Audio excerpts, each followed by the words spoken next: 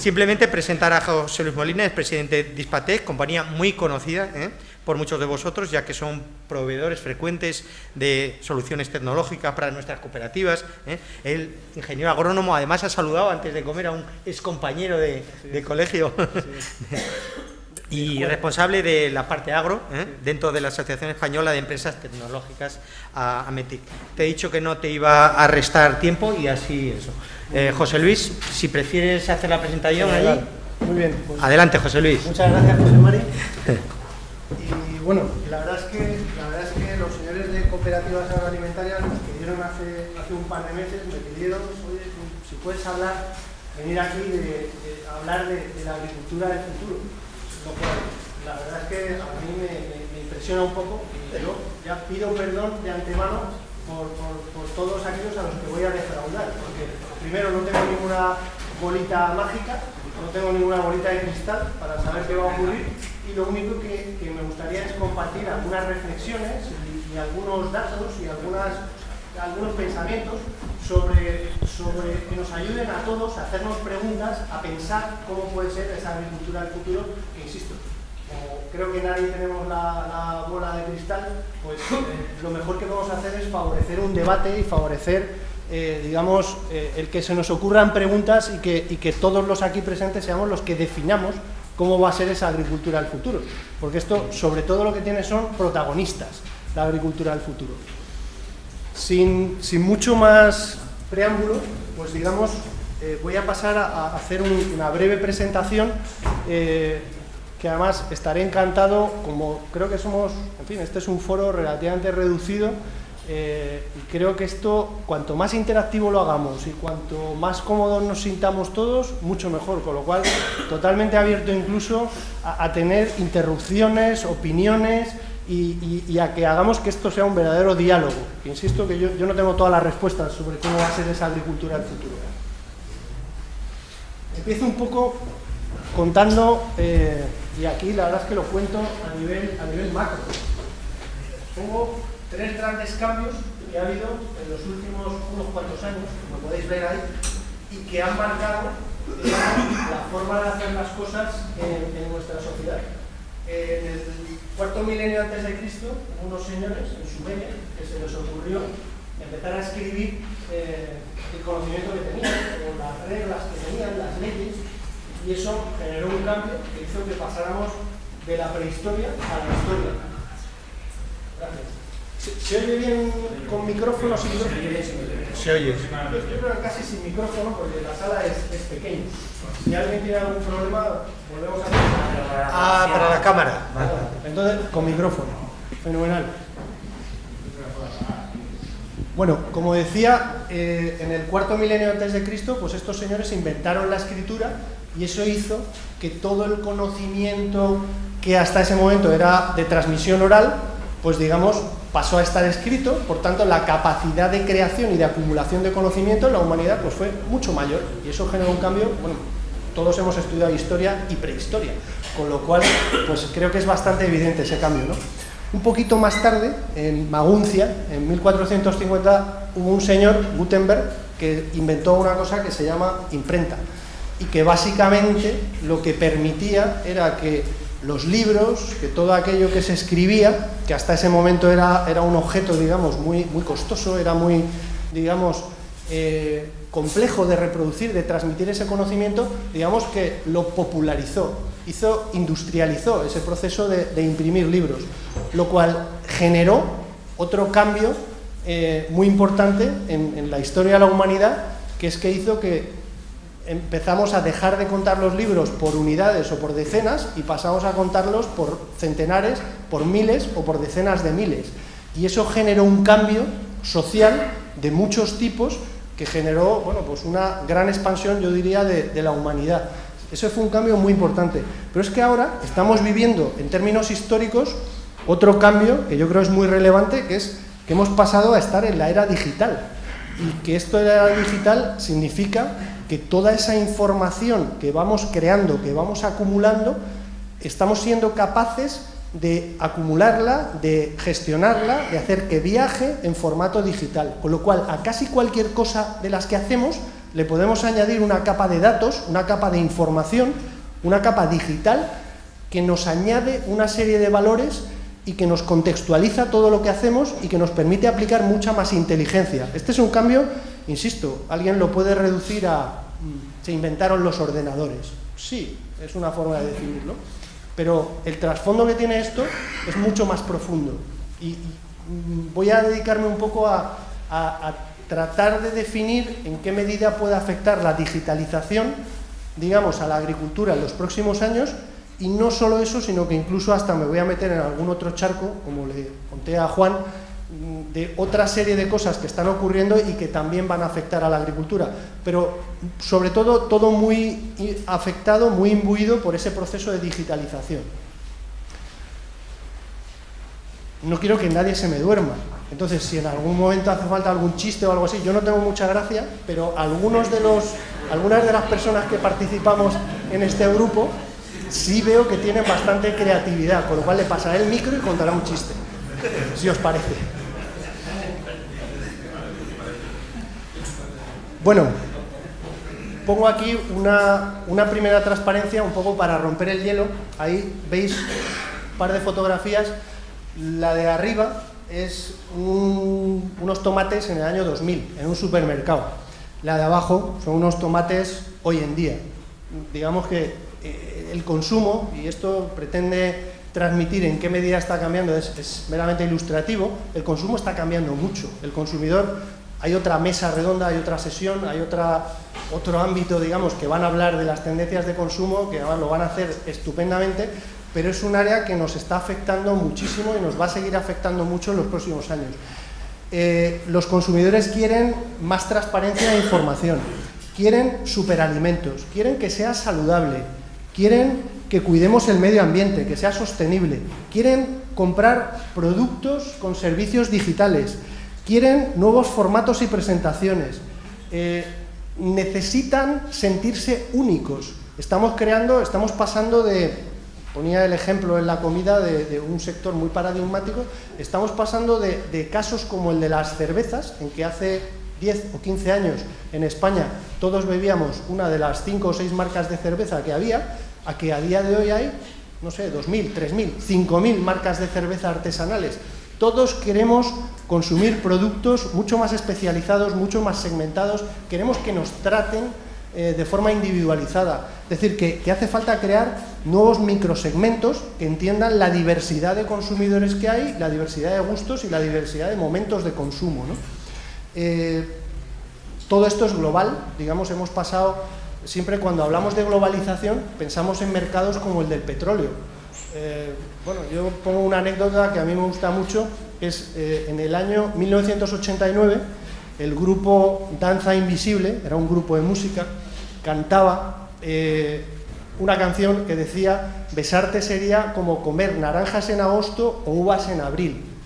Por entonces aquello era tremendamente exótico, o sea, no había naranjas en agosto o uvas en abril.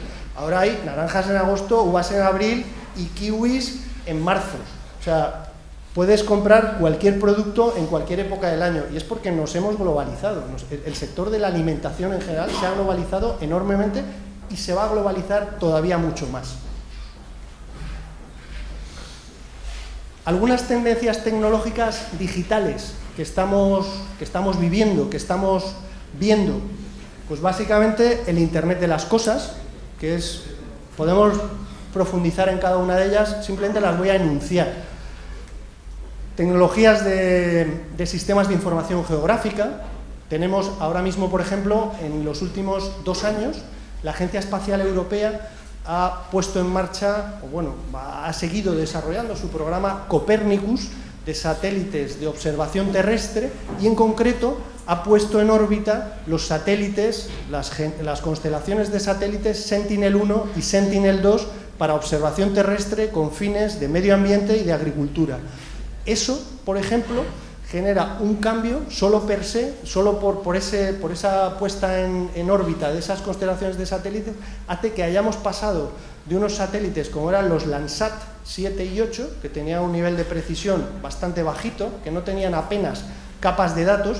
Ahora tenemos los satélites Sentinel, que sacan una fotografía de todas las zonas de Europa y de prácticamente toda la Tierra cada entre 3 y 5 días.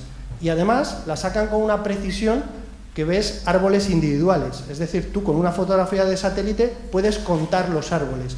Pero además, para cada árbol te dice el nivel de humedad que tienen, si tienen ciertos riesgos. Evidentemente no es mágico, pero te da un montón de capas de información que te pueden permitir deducir si tienen enfermedades, si están bien o mal regados, el nivel de vigor que tiene esa planta, si le faltan determinados abonos o no. En fin, que podemos aspirar a obtener muchísima inteligencia de este tipo de generaciones de satélites. Se están desarrollando muchísimo las tecnologías de imagen.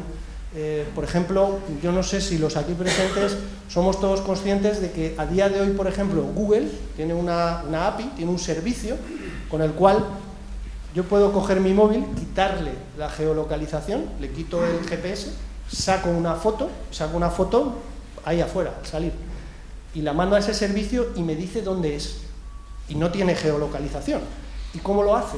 Lo hace comparando con muchas imágenes que tiene Google de ese mismo sitio.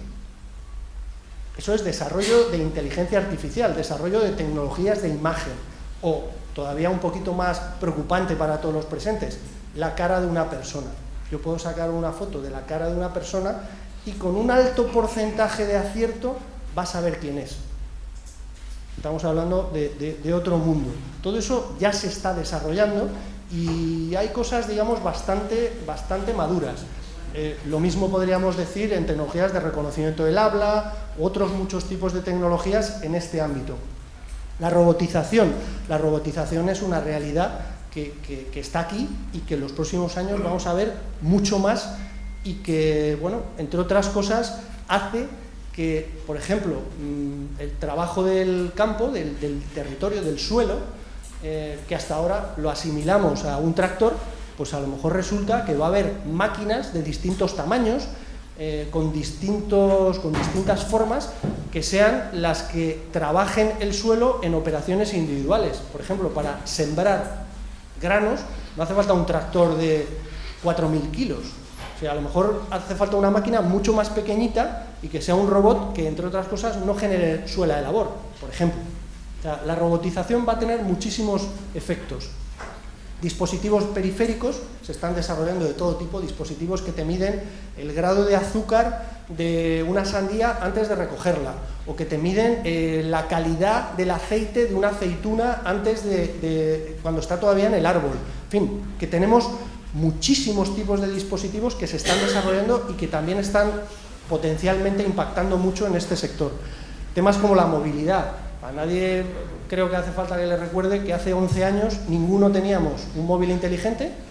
En estas fechas, hace 11 años, Steve Jobs todavía no había presentado el iPhone, y a día de hoy, y desde hace ya unos años, pues todos tenemos móvil inteligente y Dios nos libre de que lo hayamos perdido, porque las caras de descomposición que ponemos cuando echamos la mano al bolsillo y no está, o sea, es casi como si hubiéramos perdido a nuestro hijo. Digamos que se ha convertido en una tecnología clave. Tecnologías en la nube. A día de hoy podemos acceder a tecnología, a capacidad de cómputo prácticamente ilimitada, simplemente conectados a servicios de Google, de Amazon, de Microsoft, cosa que hasta hace muy poquitos años era impensable. Esa capacidad de cómputo pues es capaz de procesar cantidades ingentes de imágenes, de datos. Todo eso abre muchas posibilidades. El tema del Big Data, que bueno, casi como se ha convertido en un palabra, perdonad por la expresión, se ha convertido en una palabra que todo el mundo utiliza, pues digamos que casi es la que más sobra, ¿no?, en todo este compendio, pero digamos que somos capaces de gestionar cantidades de información enormes y extraer inteligencia, analizar esa información para tomar mejores decisiones, de forma mucho más barata, mucho más sencilla que hace 3, 4 o 10 años. En temas de inteligencia artificial, y ya he puesto algunos ejemplos, o en temas de usabilidad, de nuevo, en general las tecnologías digitales cada día son más fáciles de usar. En los primeros ordenadores tenía un sistema operativo que se llamaba MS2, que era una cosa muy áspera, era una cosa que era para iniciados. A día de hoy cualquiera sabe utilizar un ordenador o un teléfono móvil, es fácil. Y con el paso del tiempo cada vez va a ser más fácil, porque en general las tecnologías están mejorando su usabilidad y, por supuesto, el tiempo real. Hace pocos años asumíamos que la tecnología digital tenía un decalaje con respecto a la realidad, a lo que estaba ocurriendo. A día de hoy esperamos que todo sea ya, que cuando yo hago algo automáticamente esté reflejado en el sistema de información y lo pueda consultar por el móvil, por el tablet, por el ordenador y por todos los medios que se me ocurran. Tenemos datos en toda la cadena y tenemos integración digital en toda la cadena. Digamos que lo que nos está permitiendo toda esta avalancha de tecnología es realmente digitalizar. Esto es algo que ya está ocurriendo. Yo aquí no estoy hablando del futuro y además estoy seguro de que todos los aquí presentes, o muchos, ya lo estáis experimentando, que somos capaces de digitalizar la producción en campo, poner sensores en campo, poner tablets, poner móviles, poner dispositivos en los tractores, en las cosechadoras, en prácticamente cualquier máquina. Estamos ya digitalizando todo lo que ocurre. El asesoramiento de los ingenieros agrónomos pues está digitalizándose ya. No tiene sentido que haya un ingeniero agrónomo que llegue allí con el vademecum debajo del brazo, así, un libro, y que mire a ver qué es lo que necesita. O sea, esto ya está, esto está digitalizado. Hay muchas herramientas y lo hacen muy bien, ¿no? Y además lo hacen de forma integrada. La transformación en las industrias, la logística, la comercialización, los costes y la rentabilidad. Este es un sector en el que es clave, digamos, controlar todos los costes de cada una de las etapas del proceso de producción, transformación y comercialización. Básicamente porque los precios en casi ningún caso los fija el sector, vienen fijados, con lo cual de lo que hay que preocuparse es de los costes. La digitalización ayuda a medir y ayuda a controlar esos costes. Y por supuesto temas como trazabilidad o seguridad alimentaria, que a día de hoy es fundamental para ser capaces de garantizar que los productos que producimos y comercializamos son seguros y el día que hay un problema, el tamaño de partida que retiramos del mercado es pequeñito. O sea, así es como se mide la calidad de la trazabilidad alimentaria. Y en este país, afortunadamente, yo creo que tenemos buenos ejemplos de trazabilidad. Cuando en el año 2011 los alemanes se empeñaron en decir que la crisis del pepino había matado a no sé cuántos alemanes, bueno, pues ahí se demostró con tecnología española que informacionalmente no habían sido esos pepinos y bueno, es una cuestión simplemente de demostrar que tú no eres el culpable. Este sector funciona un poco al revés, o sea, hay un problema, por defecto tú eres el culpable hasta que demuestres lo contrario. Digamos, esto funciona al contrario que la seguridad jurídica en los sistemas que conocemos habitualmente. Más cosas que van a pasar de aquí en adelante, y aquí la verdad es que insisto que algunos de mis compañeros en las mesas que tienen en paralelo pues van a tratar algunos de estos temas.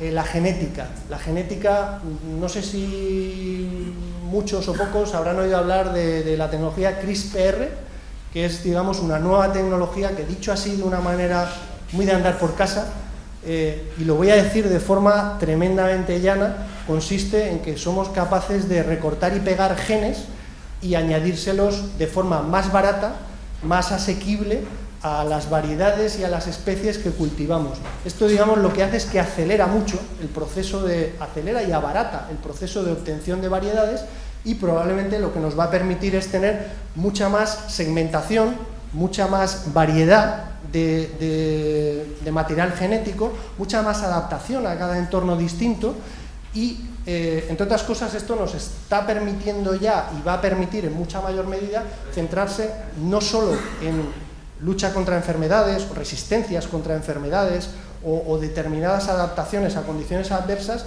sino, por ejemplo, se va a trabajar mucho más en la calidad de los productos finales, que hasta ahora en general la mejora genética ha ido más orientada a resistencias, a plagas, a condiciones de sequía, etcétera, y ahora se va a orientar más hacia la calidad también, además de los ejes en los que ya se trabajaba.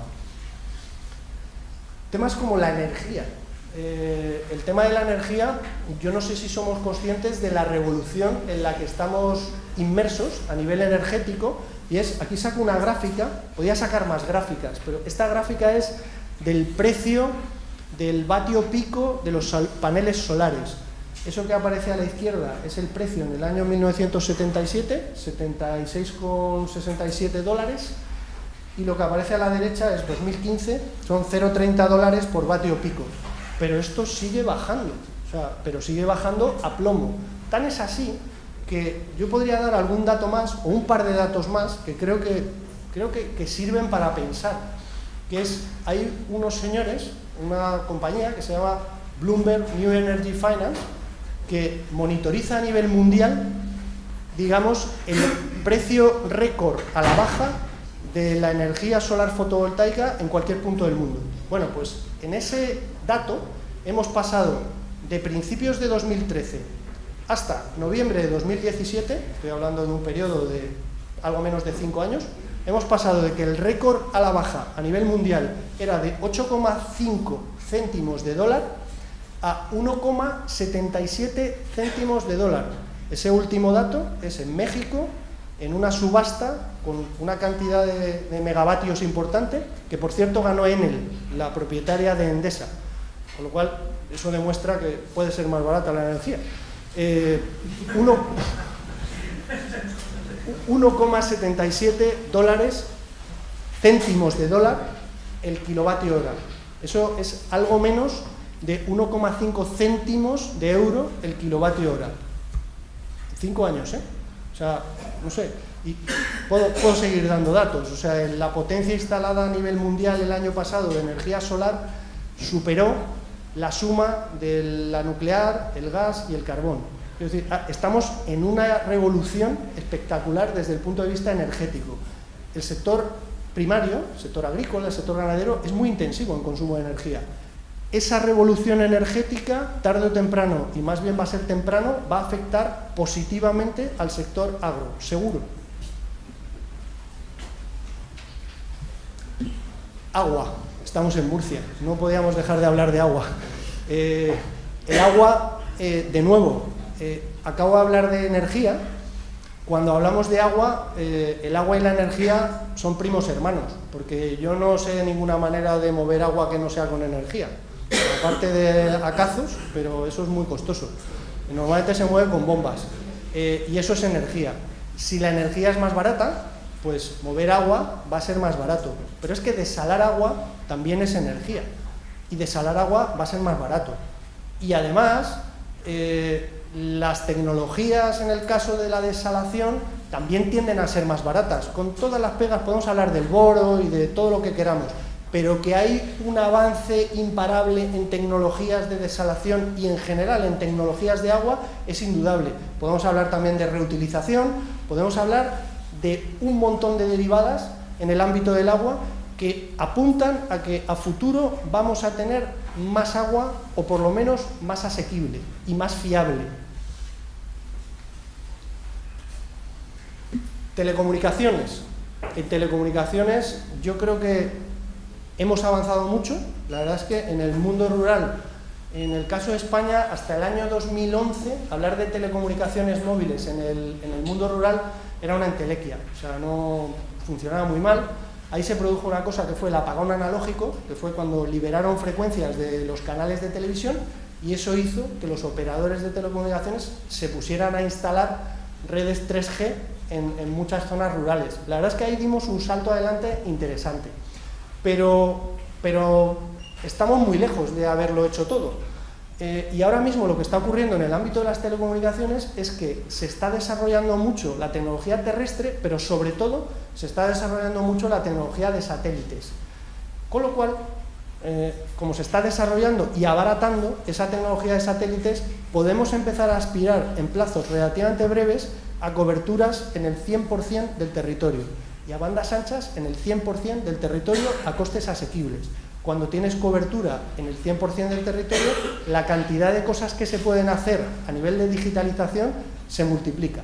Podemos pensar en poner sensores, podemos pensar en robotizar y automatizar muchas operaciones, podemos pensar en telecontrolar lo que está ocurriendo.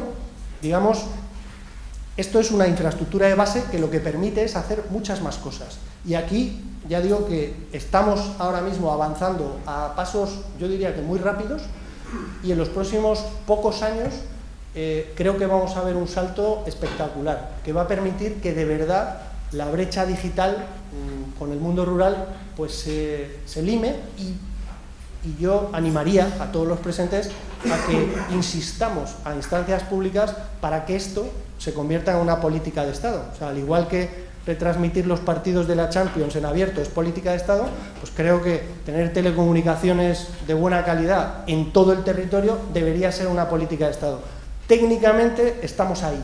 Ahora lo que hace falta es tener el foco a nivel político, a nivel de decisión, de que esto sea verdad.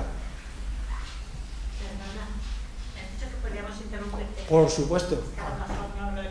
No, yo había pensado, yo no soy más que el moderador, pero había pensado que después de su exposición hacemos un turno, no lo vamos a dejar libre. Fenómeno. Pero apúntatelo y lo tenemos en cuenta. Pero no te dejen ni un matiz, o sea, cualquier nivel de confrontación es bueno, o sea, si sirve para tener mejores ideas. Agricultura de precisión. Llevamos hablando de agricultura, yo terminé la carrera de agrónomos en el año 92. La verdad es que hablábamos de agricultura de precisión en aquel momento, que era un concepto inspiracionalmente muy bonito, pero lo cierto es que allí o lo hacías a mano o no había precisión. Quiero decir que era un concepto vacío, o sea, no era verdad, o sea, se seguía haciendo todo a base de grandes máquinas y con muy poquita precisión.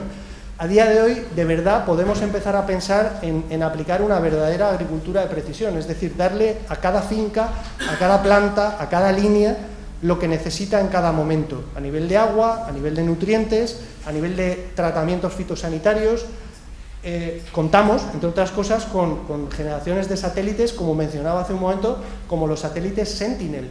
Eso nos da un mapa vectorizado, un mapa de cómo son nuestras fincas, de cómo es, digamos, cómo es nuestro territorio, que nos permite actuar con precisión, porque además a día de hoy, y esa es una diferencia, somos ya capaces de comunicarnos con las máquinas para que las máquinas den tratamientos fitosanitarios diferenciados, siembren con una dosis diferenciada, en cada metro cuadrado pues va una dosis distinta, digamos, sin necesidad de que nadie tenga que apuntarse en un papel lo que tiene que hacer en cada finca, es la máquina la que actúa.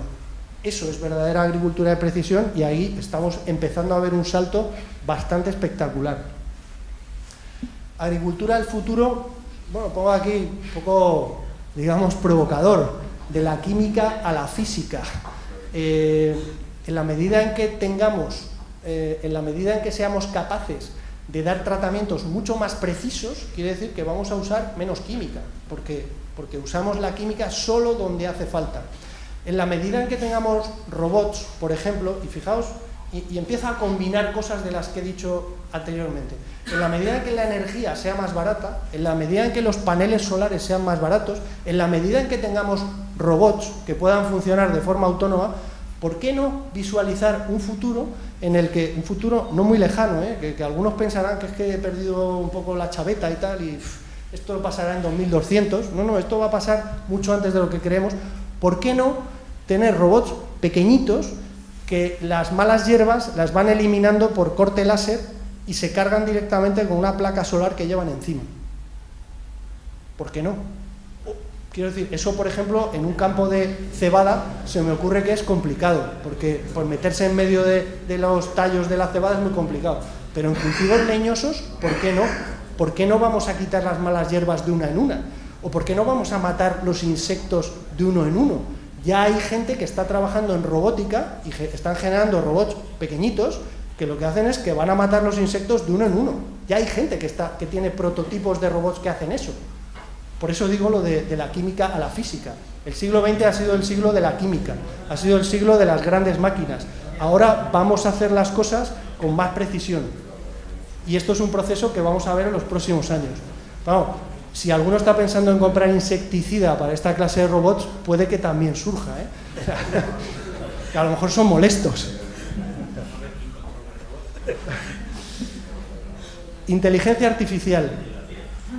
Digamos, en tecnologías analíticas, en tecnologías de análisis de datos, de análisis de información, estamos pasando por un proceso de madurez que va desde la analítica descriptiva. Yo tengo datos y además cada día tengo más datos, que eso es precisamente a lo que nos lleva a la digitalización, a tener datos de absolutamente todo. y a partir de esos datos me puedo conformar con hacer una analítica descriptiva, que es, pues eso, ¿qué ha ocurrido? Y ya está, me conformo con saber lo que ha ocurrido y ya está. A partir de ahí ya el resto lo decido yo, saco las conclusiones que sea. Puedo ser un poco más ambicioso y que es ¿por qué ha ocurrido? Que es tener un diagnóstico, y eso la propia tecnología analítica también se ha desarrollado y es capaz de hacerme un diagnóstico. Pero es que puede llegar más allá, que es ser predictiva. ¿Qué ocurrirá? ¿Qué va a ocurrir? O sea, ya sé lo que ha ocurrido, ya sé por qué ha ocurrido, y a partir de ahí, oye, trazo la línea hacia adelante. Pero puede ir todavía un paso más allá, que es ser prescriptivo, que es ¿qué debo hacer? Y dentro de ese ¿qué debo hacer? Es recomendar lo que hago o ya directamente hacerlo. Eso que suena así a un poco entelequia, ¿no? Eso a día de hoy ya ocurre, por ejemplo, en cosas como los sistemas de riego. Yo puedo tener sensores, puedo tener sistemas analíticos que me capturen el nivel de humedad en el suelo, el nivel de precipitación que he tenido, el nivel de las previsiones meteorológicas que tengo para los próximos días y las previsiones fenológicas de mi cultivo para los próximos días, y con todo ello calcular, digamos, cuál es la demanda hídrica de ese cultivo, calcular cuál va a ser la demanda hídrica de ese cultivo, calcular cuál es el plan de riego y directamente ejecutarlo. Eso es una puesta en práctica real, que ya existe y que, digamos, los agricultores más avanzados funcionan de esa manera. Insisto, podemos regar cogiendo las tablas, yéndonos al libro de fitotecnia de no sé cuándo, del 5º curso, y coger las tablas y el coeficiente de cultivo, y eso es, digamos, regar en función de lo que dicen las tablas, de la teoría, y otra es basarnos en lo que nos dicen los sensores y basarnos en lo que nos dice la realidad de nuestra finca, de nuestro cultivo. Ese es un ejemplo claro, insisto, de automatización completa. Esto mismo se puede aplicar a la ganadería, se puede aplicar a casi cualquier cosa que nos podamos imaginar. Y la tecnología ya está ahí, ¿eh? Automatización y robots. Pues, como decía, la verdad es que hay vídeos ya muy inspiradores en YouTube de gente que está haciendo prototipos todavía muy caros, todavía poco prácticos, todavía hay que empujarlos a veces, pero robots que hacen montones de operaciones que son penosas y que, entre otras cosas, empiezan a convertir en realidad ese concepto que decía yo de la química a la física. Robots que puedan sembrar, por ejemplo, a nivel de precisión, o robots que puedan, en un campo de lechugas, por decir algo, cubrir las marras, porque cuando tú has puesto allí un campo de lechugas y resulta que te ha fallado el 6%, primero tienes que identificar dónde están esas marras y luego tienes que ir y reponerlas. Pues es que hay robots que se basan en la fotografía del satélite, identifican dónde están esas marras y van allí directamente y, oye, estos no se quejan, ni, en fin, no tienen problemas, allí van, ¿no? Son incansables, lo cual está bien, digamos. Diálogo, oferta y demanda. Yo creo que hoy, esta mañana, yo creo que ha quedado claro, bueno, y los que vayan a la charla de David del Pino, que es un maestro en esto de entender a los mercados, desde luego lo verán claro. En agricultura, yo creo que ya en los últimos 20 o 30 años hemos avanzado mucho hacia plantar, sembrar o engordar aquellos animales que el mercado demanda, con las calidades, en los calendarios y con los formatos que el mercado demanda. Pero cada vez más tenemos que abundar en este diálogo oferta-demanda. La digitalización nos abre una oportunidad espectacular para que la información de la producción viaje hasta el mercado y viceversa, la información del mercado viaje hasta la producción y que esto sea un viaje en tiempo real. Es decir, que haya un verdadero diálogo y que si esa niña le gusta comer fresas de variedad Crimson en el mes de marzo en Alemania y que tengan un ligero toque ácido, pues produzcamos esas fresas, no produzcamos otras. O sea, que esas son las que se van a consumir. No nos empeñemos en producir y luego usamos esa frase tan manida, ¿no? De hay que darle salida a... Cada vez menos, de verdad. O sea, tenemos que aprender a interaccionar y yo soy consciente de que, a ver, cuando hablamos, por ejemplo, de cultivos leñosos, pues esto tiene la inercia que tiene. Pero aún así hay que ser muy interactivo con el mercado. Transporte y distribución. He puesto aquí una foto, pues un poco, de nuevo, un poco provocadora. Esto no existe todavía. Bueno, esto es un prototipo real. Estamos llegando al punto en el que los vehículos van a ser autónomos. Van a ser autónomos, es que van solos. Eso, desde el punto de vista de costes, desde el punto de vista de logística y distribución, tiene muchísimas implicaciones. Tiene como implicaciones que el transporte se convierte en algo mucho más flexible, se convierte en algo que puede viajar casi a cualquier hora, que no tiene que parar cada 2 horas, que es más barato. O sea, que digamos los formatos. ¿Por qué los camiones a día de hoy tienen el tamaño que tienen? Pues porque tener una persona dedicada a ello pues exige que haya muchos kilos en el remolque y que merezca la pena mandar el camión. Pero cuando dejas de tener una persona al frente de ese vehículo, pues tú puedes tener distintos formatos, distintos tamaños de vehículos que pueden dar salida a partidas mucho más pequeñas y que lleguen mucho más frescas al mercado de consumo. Por ejemplo, digamos, esto, yo aquí no pretendo tener todas las respuestas, estoy simplemente lanzando mensajes que creo que deben generar muchas más preguntas y muchas más ideas a todos los asistentes, a todos los presentes. O sea, esto genera una oportunidad per se en los próximos años, seguro. Cuando esto además lo combinamos con datos como el que daba antes, de que la energía va a ser mucho más barata y además el transporte rodado se va a electrificar, esto quiere decir que la logística y la distribución se va a abaratar. Esa es la conclusión. Y eso tiene muchas implicaciones. Eso quiere decir que podemos producir más lejos de los mercados de consumo. También quiere decir que habrá gente que competirá con nosotros que está todavía más lejos. O sea, esto tiene implicaciones para todos. Agricultura ecológica. Yo aquí no voy a entrar en discusiones religiosas, si esto es bueno, es malo, si es nuevo, si no es nuevo. Yo solo sé que el mercado cada vez pide más agricultura ecológica. Y en muchas zonas de nuestra geografía y en muchos tipos de agricultura, pues puede que sea un buen refugio. O sea, cuando yo veo, por ejemplo, las 30.000 hectáreas de invernaderos de Almería y las comparo con las hectáreas de invernadero holandesas, desde luego los invernaderos de Almería, que producen 100 toneladas o 120 toneladas en una hectárea, no pueden aspirar a producir 500 toneladas como los holandeses. Desde luego no las 30.000 hectáreas. O sea, como esa sea la transformación, sobran las 3/4 partes de hectáreas. Sin embargo, seguramente si hay una reconversión hacia que sea una producción ecológica, y en Holanda no se puede producir ecológico, allí no hay suelo, entonces, pues, y no hay sol.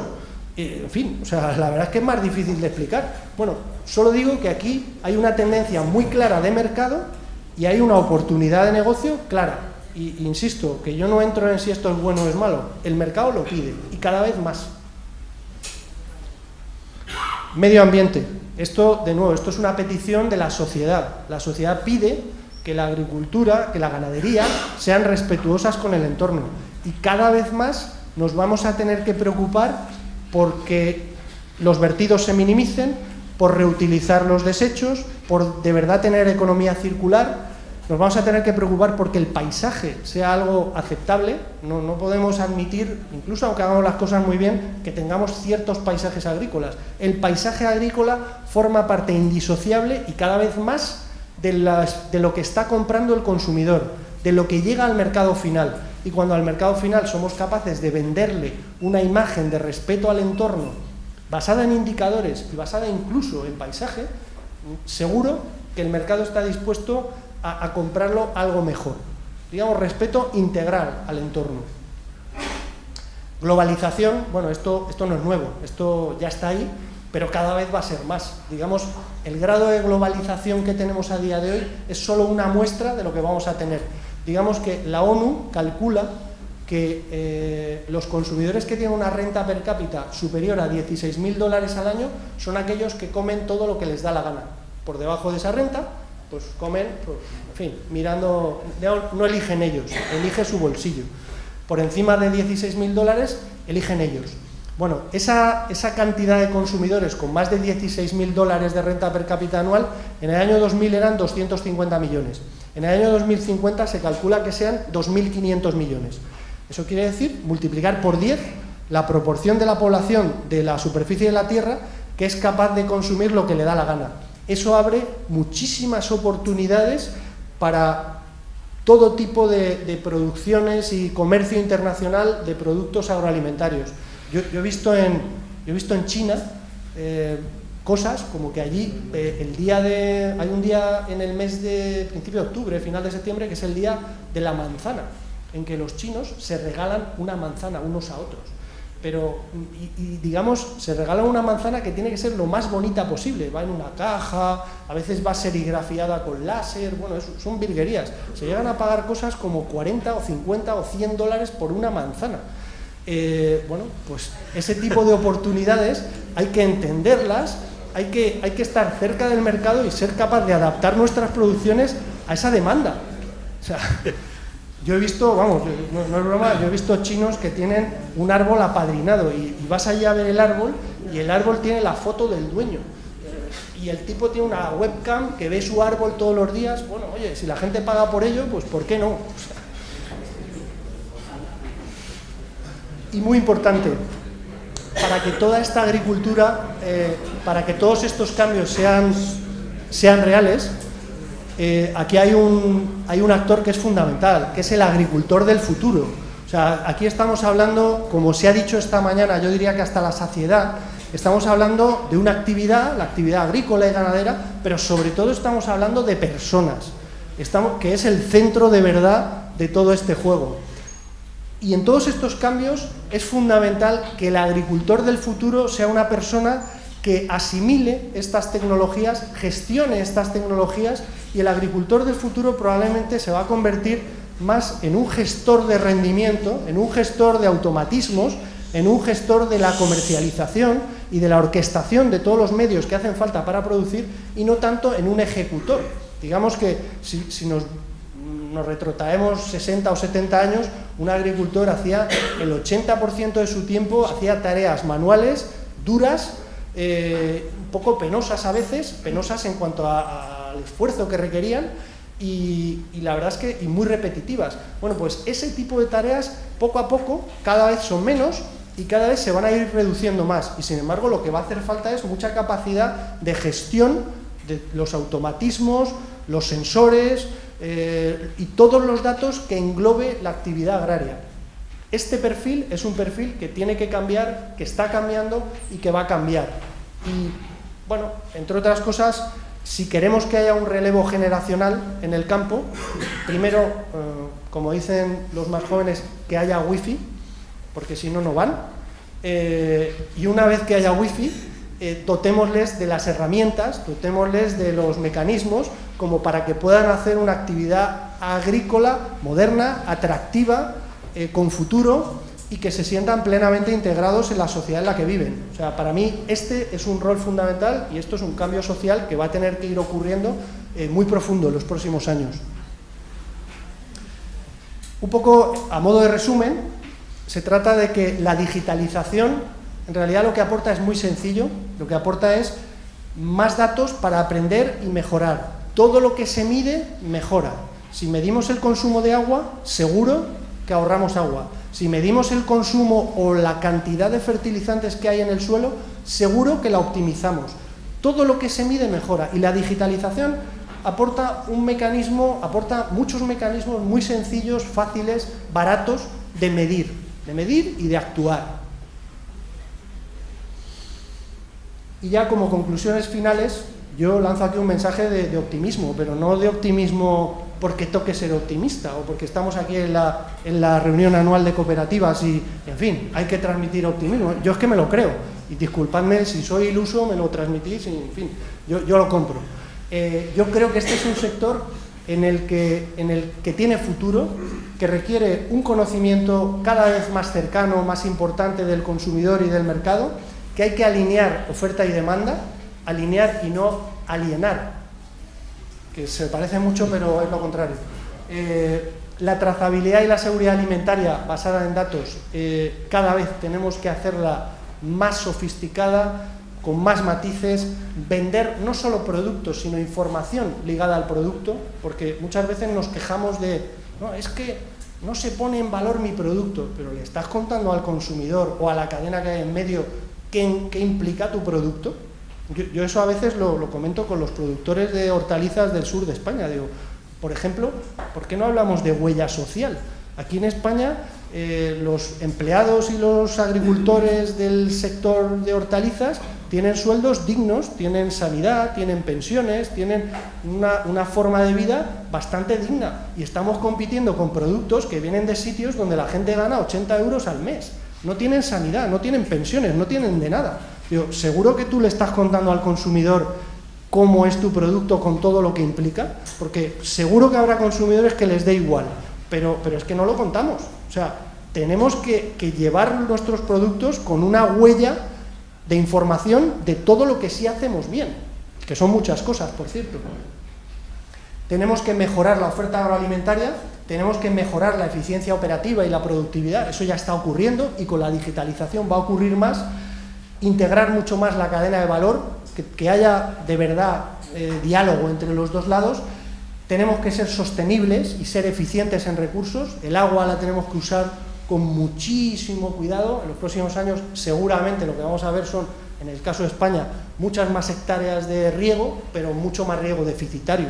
O sea, esto es uso eficiente de los recursos escasos. Y por último, y muy importante, yo diría casi lo más importante, redefinir la función y las actividades y el rol del agricultor y de las cooperativas agroalimentarias. Esa es la gran revolución de los próximos años y la tecnología en este caso ayuda.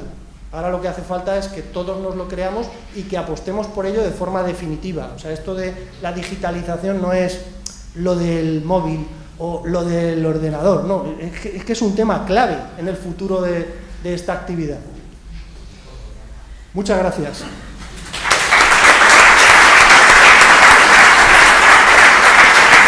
Muchas gracias. Muchas gracias, José Luis. No sé si te quieres sentar aquí. Hombre, has dejado un montón de incógnitas abiertas, José Luis.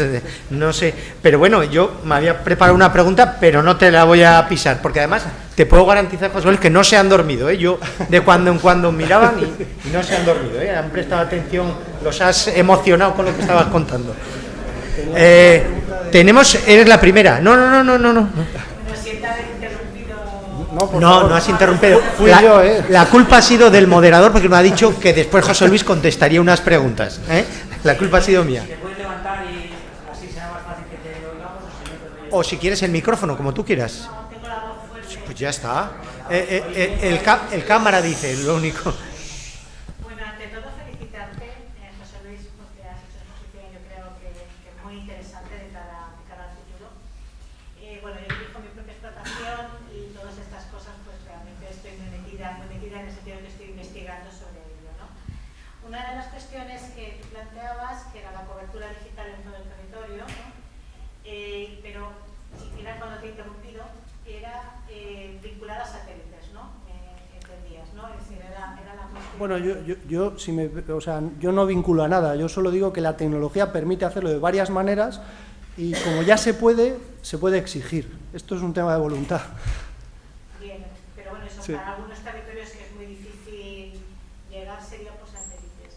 Y después de la exposición que estabas realizando, hay algo que yo estoy leyendo, que todo esto evidentemente va a ocurrir tarde un tiempo u otro, y es justamente la seguridad de los datos, ¿no? Es decir, se van a manejar muchos datos y quién va a ser, digamos, el que controle esos datos, porque evidentemente los sensores van a estar ahí, drones, satélites, desde mi tablet yo puedo ver, sí, todo lo que ponías en las primeras transparencias o las primeras slides, eso es una de las cuestiones que estoy leyendo. Bueno, yo quiero a futuro, no sé cuándo, si poder hacer una implantación de estos sistemas en explotación. Esos temas también se están tratando en paralelo. Sí, realmente das en el clavo. Ya no solo estás hablando de la seguridad de los datos. Antes de hablar de la seguridad de los datos, hay que hablar de la propiedad de los datos, de quién son, y luego ya la seguridad. Que además la seguridad, me remito a casos como, no sé, Facebook, por ejemplo, la seguridad, es relativa siempre. Quiero decir, la seguridad absoluta no existe. Sí, dicho esto, realmente en el mundo de los datos se está dando una paradoja, que es que ahora mismo yo creo que es la primera vez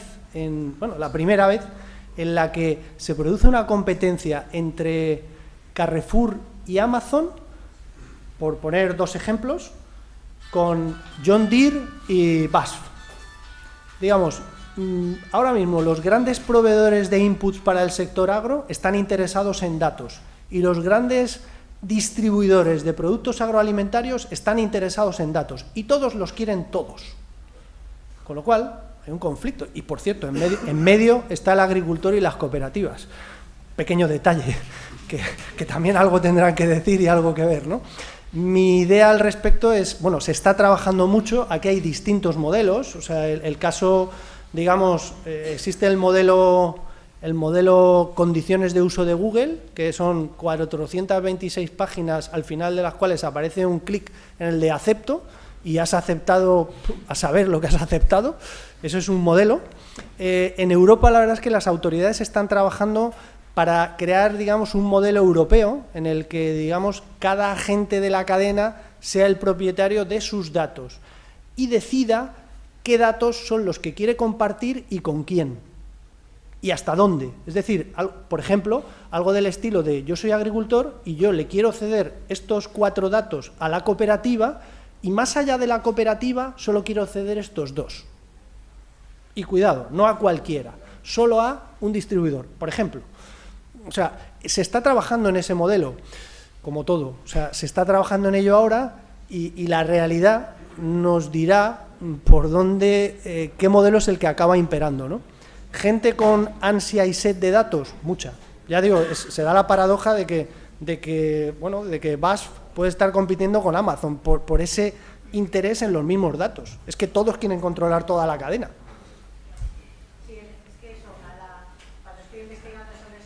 Una de las cuestiones que han aparecido, ¿no? Que la Unión Europea se plantea, porque también te quería preguntar, y ya finalizo, yo lo que leí es que es Estados Unidos, ¿no? Como con la reforma donde ya se están haciendo como muchísimos avances en este ámbito digital.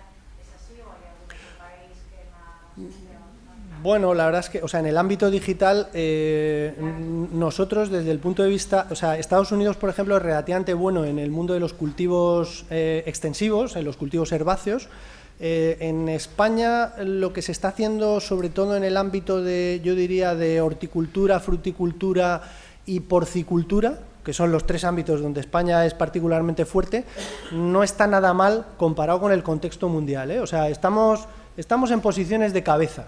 Y de hecho los americanos, por ejemplo, en hortofruticultura o en el mundo de la porcicultura, yo hasta me atrevería a decir que van un poquito por detrás de nosotros en tecnología digital.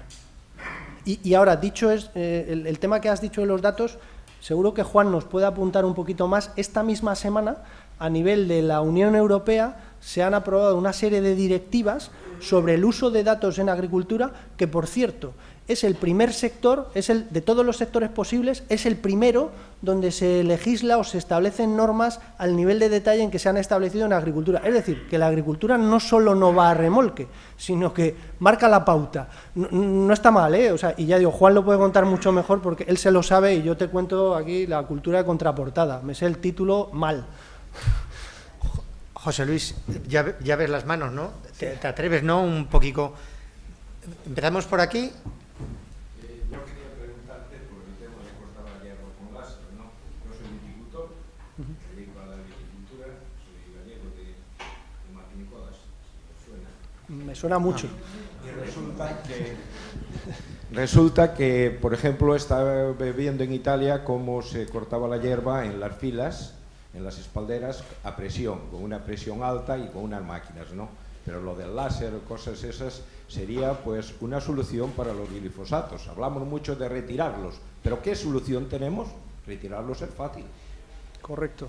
Bueno, yo primero os conozco mucho, entre otras cosas, porque en Ispatec trabajamos en un proyecto que se llama Global Viti, en el que participa Martín Codas, con lo cual, fíjate si nos conocemos. Pero además de eso, vamos, he dicho lo del corte láser de hierba, es una de las posibilidades de la tecnología. Me encantaría que estuviera madura, que estuviera desarrollada. De momento lo que hay son prototipos, hay gente que está trabajando en esto. No me cabe duda de que va a acabar ocurriendo, que tenemos que sustituir la química por la física, porque es un gran avance. Y para mí, por ejemplo, creo que es una gran oportunidad para los grandes fabricantes de química. Yo estaría ya invirtiendo mucho en tecnología física, porque una gran parte de la necesidad que a día de hoy existe en eliminar hierbas o eliminar insectos o lo que sea, se va a ir cubriendo con otros mecanismos, y a mí no me gustaría, si estuvieran en ese mercado, no me gustaría que aparezca otro y me quite ese mercado. O sea, preferiría invertir en las tecnologías que van a sustituir. Nosotros tenemos mucho interés en eso, estamos en que desaparezca el glifosato de nuestros cultivos, porque el producto demuestra otra calidad, pero las soluciones de momento pues no las vemos claras. Por eso estoy más de y...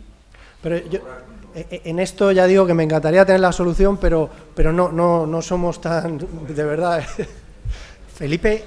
Sí, soy Felipe Gómez, soy el director de la Federación Aragonesa de Cooperativas.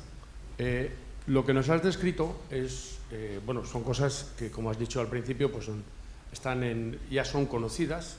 Sí que te felicito porque has hecho una exposición muy completa y muy minuciosa.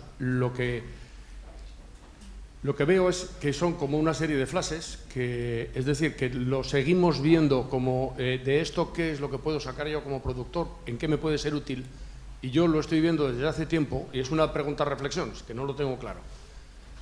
Esto no es, yo creo que no debemos cometer el error de hacer una nueva mecanización o digitalización individual. Yo creo que aquí las cooperativas tenemos una grandísima oportunidad de soporte técnico a nuestros agricultores para trabajar en aquello que nosotros podemos trabajar como nadie, es abaratar los costes. Porque una de las cosas de la globalización es que el precio no lo vamos a marcar nunca, sobre todo en los productos que España produce y consume. Nunca los vamos a marcar. Bueno, dejó algún espacio a los cítricos o alguna hortaliza en especial, pero no creo que marquemos precios. Por tanto, tenemos que trabajar en costes. Yo veo una oportunidad fantástica de todo este sistema del Internet de las cosas en producir ahorros para nuestros agricultores y ganaderos. Pero tiene que ser desde el punto de vista de que lo haga una comunidad. Puede ser una cooperativa, puede ser comunidades de regantes, pueden ser, pero yo lo veo como colectivos, siempre como un colectivo. ¿Es una visión que puedes compartir o crees que...? Bueno, Felipe, en primer lugar, agradecerte el comentario. No puedo estar más de acuerdo. O sea, estamos aquí en la reunión anual de cooperativas agroalimentarias hablando de esta visión que compartimos al 120%. Digamos que la dimensión digital es una ocasión excelente para que se lidere desde las cooperativas y que, de paso, sirva como un factor agregador adicional. Porque a día de hoy la gente se asocia a la cooperativa porque quiere comprar el abono más barato. Bueno, pues que haya más motivos, que la dimensión digital que ayuda a integrar la cadena de producción, transformación y distribución sea un factor agregante más. Y por cierto, muy potente, o sea, con el paso del tiempo va a ser un factor que cada vez va a pesar más.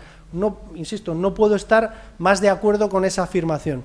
Y por otro lado, bueno, alegrarme un poco, quizá se ha cumplido el objetivo, que es, yo no pretendía responder a todas las preguntas, lo que pretendía era que los que estáis ahí salgáis con muchas más preguntas todavía, porque estoy seguro de que todos los que estamos aquí pensando y haciéndonos cuestiones vamos a ser capaces de llegar a resultados mucho más potentes que si yo os cuento una realidad completamente cerrada y en la que ya todo está resuelto, que no es verdad. Este es un mundo en evolución. Y dicho esto, comparto también completamente esa visión de que esto no pueden ser islas, sino que la digitalización se tiene que hacer con visión de integración, siempre. Y desde luego las cooperativas en el centro. Vamos a hacer una salvedad. Va a ser una pregunta. El primero que levante la mano tendrá suerte y la expondrá. Más que nada es porque luego tenemos un panel de 5 personas y sería una... Sí. Además hemos dicho que no nos vamos a cortar y vamos a estar el tiempo que nos dé la gana, hasta que nos echen. Pero claro, también para el conserje es una putada. Perdón, no he dicho putada. Una pregunta. Como queráis. Mira, Paco, a la primera.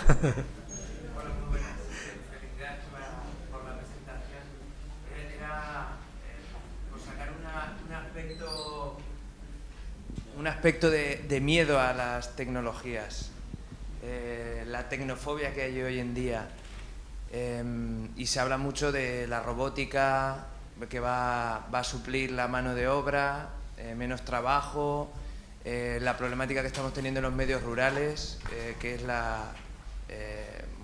que nos estamos quedando sin gente en el medio rural, y esto se supone que va a tender a sustituir esa mano de obra, a abaratar precios y bueno, un poco, ¿tú qué piensas al respecto? Tema de precios y tema de mano de obra y el medio rural, el impacto sobre el medio rural. O sea, mi opinión al respecto, yo creo que siempre que hay un avance tecnológico, siempre hay miedos. Yo te diría, la edad de piedra no se acabó porque se acabaran las piedras, se acabó porque, bueno, surgieron otras opciones, ¿no? En este caso, y también, y por ponerte un ejemplo más reciente, yo siempre he pensado que la esclavitud, que sabéis que se abolió en todo el mundo a lo largo del siglo XIX, no la abolieron los libros de la Ilustración, que por cierto se publicaron entre 1750 y 1770. O sea, cuando la Revolución Francesa estalló en 1789, todos tenían ya la Ilustración aquí, pero no abolían la esclavitud, allí estaba la esclavitud. Lo que abolió la esclavitud fue la máquina de vapor, que fue lo que permitió que, oye, ya es verdad que no merece la pena esto de tener esclavos. Es una visión, ¿eh? O sea, dicho esto,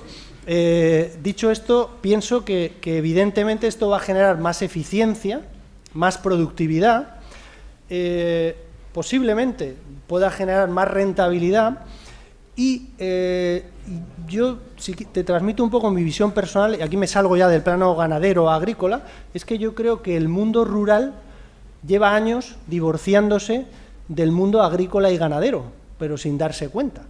Y lo que va a ocurrir en el futuro es que los agricultores y ganaderos van a ser más polifacéticos, va a haber agricultores y ganaderos que no vendan solo un producto y con distancia, sino que vendan, además de ese producto, vendan una experiencia de consumo, vendan turismo rural, vendan montones de cosas, y lo que va a ocurrir también es que va a haber agricultores y ganaderos que tengan una finca en Albacete y vivan en Murcia o en Madrid, y va a haber artistas, arquitectos, informáticos, periodistas que vivan en un pueblo de Albacete y trabajan para Boston o para Shanghái. Digamos que el mundo rural y el mundo agrícola siempre han ido muy ligados, pero cada día están un poquito más desacoplados. Y no tiene por qué ser malo, lo que tiene que ocurrir es que el mundo rural atraiga a más perfiles, y para eso, y eso lo he dejado muy claro, tiene que haber wifi. Si no hay wifi, no van los arquitectos. Oye, muchas gracias, José Luis, pero tenemos que cortar aquí.